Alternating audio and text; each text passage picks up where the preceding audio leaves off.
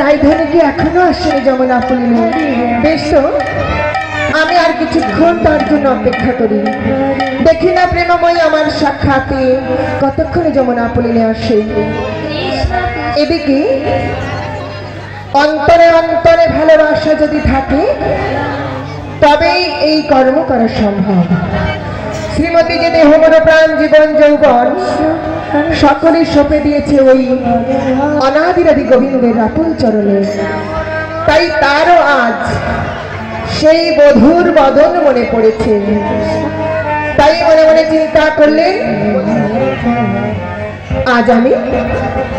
আজ আমি যমুনা পুলিনে গিয়ে বধূর সঙ্গে সাক্ষাৎ করব। তাই তিনি কি করলেন, রায়ধনী আমার মনের আনন্দে নৃত্য করতে করতে বধূর সঙ্গে সাক্ষাতের লাগি চললেন মধুময় শ্রীধাম বৃন্দাবন মাঝে যমুনা তটে।